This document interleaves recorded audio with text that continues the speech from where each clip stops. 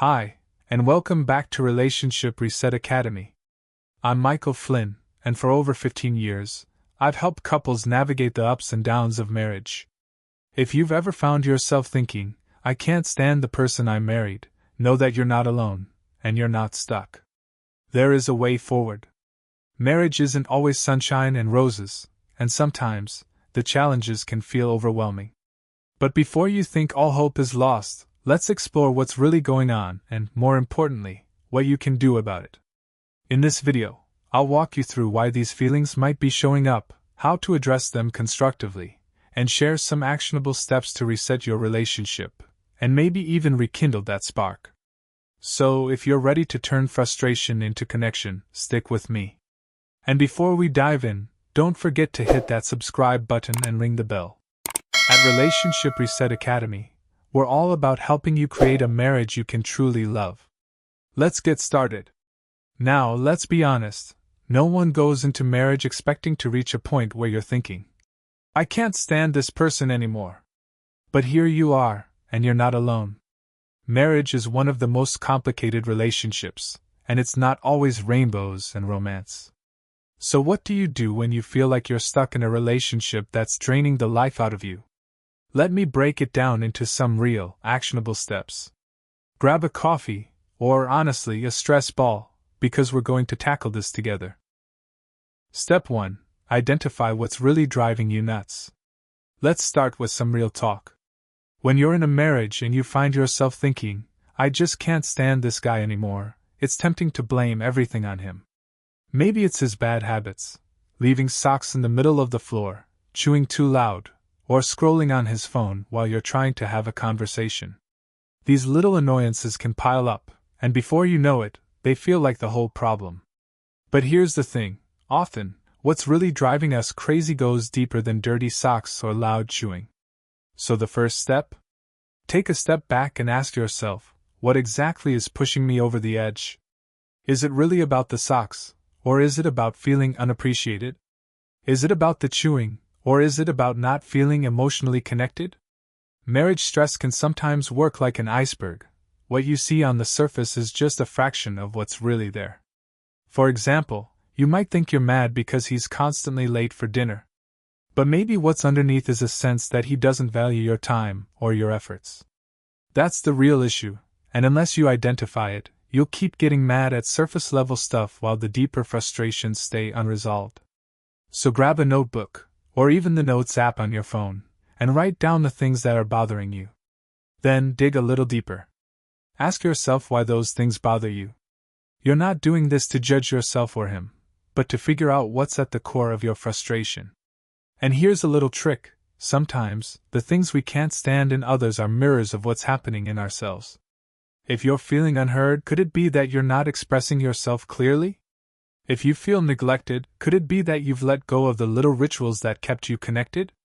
This isn't about blaming yourself, it's about empowering yourself to see the whole picture. When you get clear on the real problem, you stop spinning your wheels on surface-level arguments and can start focusing on real solutions. Step 2. Shift your focus from criticism to curiosity. Let's be honest, when you're frustrated, it's easy to slip into the habit of criticizing. You start pointing out all the things he's doing wrong. Why can't he ever put his clothes in the hamper? Does he not see that I'm carrying most of the load here? And before you know it, your conversations turn into a blame game. But here's the deal, criticism doesn't solve problems, it builds walls. The more you criticize, the more defensive he gets, and the further apart you grow. So, instead of criticizing, try shifting your focus to curiosity.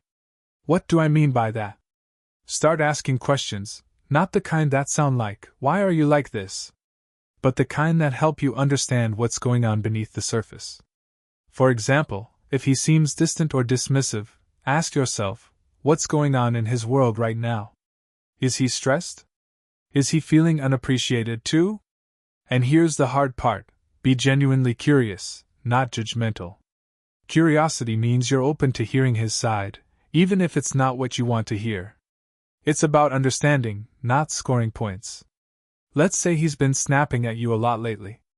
Instead of firing back with, "Why are you always so rude?"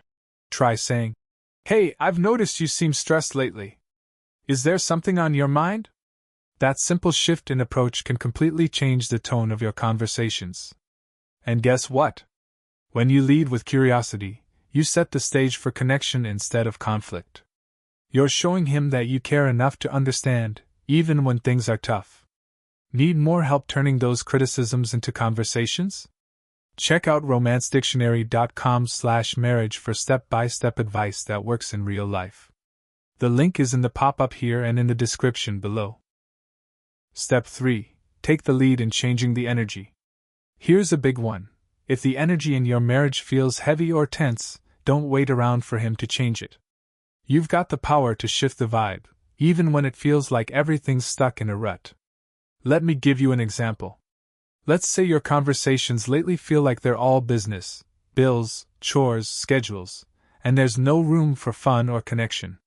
Instead of waiting for him to fix it, take the lead. Plan something small but meaningful, like making his favorite dinner or suggesting a quick walk together after dinner. And no, this doesn't mean you're letting him off the hook for the things that frustrate you. It just means you're choosing to create a better atmosphere instead of staying stuck in resentment. Here's the thing, when you show up with a positive attitude, even in small ways, it's contagious.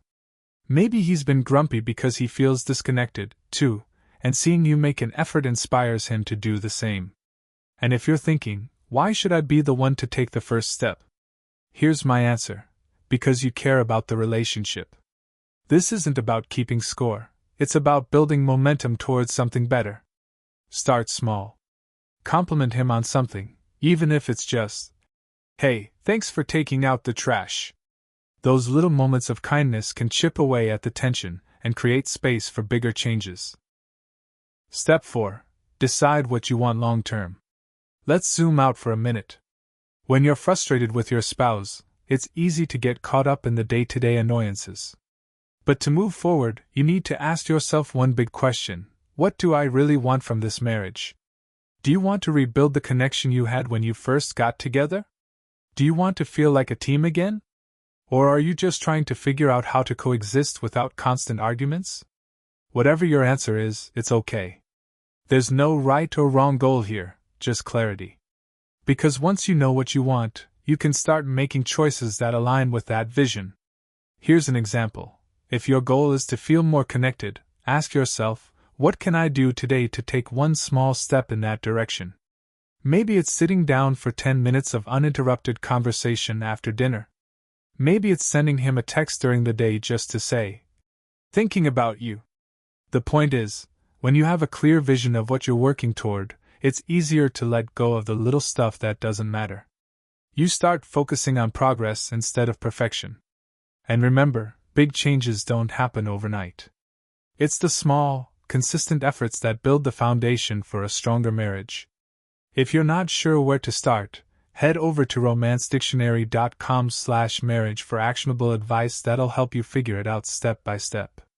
The link is in the description below. Alright, that's it for today. If this video gave you a new perspective, hit the like button and share it with someone who might need to hear it. Don't forget to subscribe to Relationship Reset Academy and turn on those notifications so you never miss a new video.